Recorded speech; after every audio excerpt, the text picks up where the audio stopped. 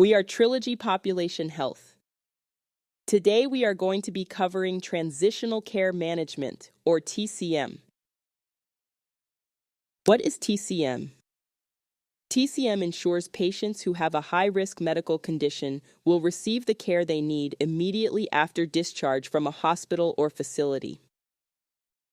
What services does TCM provide?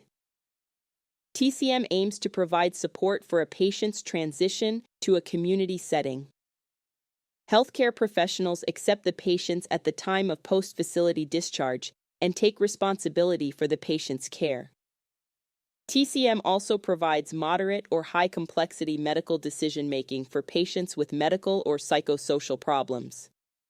Some of the key aspects to TCM are medication self-management, personal health records, timely primary care or specialty care follow-ups, and providing knowledge of red flags that indicate a worsening patient condition and how to respond accordingly.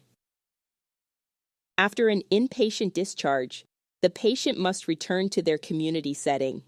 This can include a variety of settings, such as private residences, group homes or boarding houses, nursing facilities, and assisted living facilities.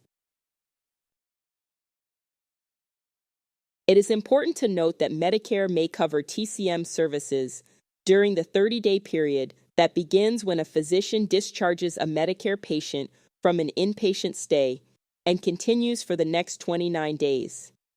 These services aim to help eligible patients transition back to the community setting after a stay at certain types of facilities, such as inpatient acute care hospitals, inpatient psychiatric hospitals, inpatient rehabilitation facilities, long-term acute care hospitals, skilled nursing facilities, hospital outpatient observation or partial hospitalization, or partial hospitalizations at a community health center.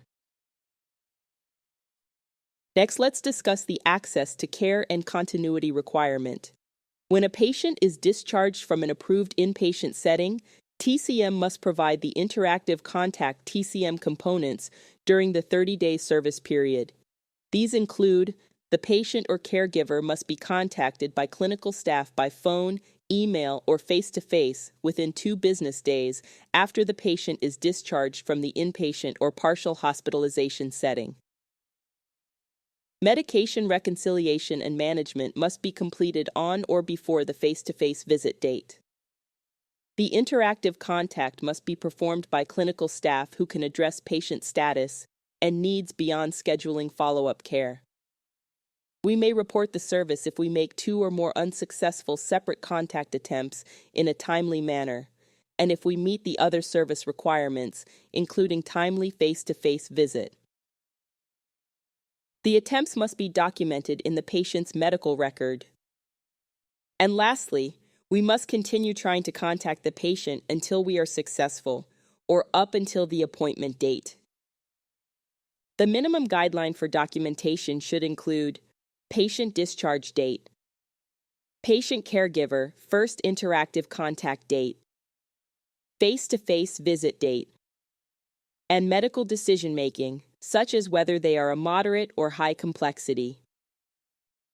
Next, let's identify who can provide TCM services, which are physicians of any specialty, non-physician practitioners who are legally authorized and qualified to provide the services in the state they practice in, certified nurse midwives, clinical nurse specialists, nurse practitioners, and physician assistants.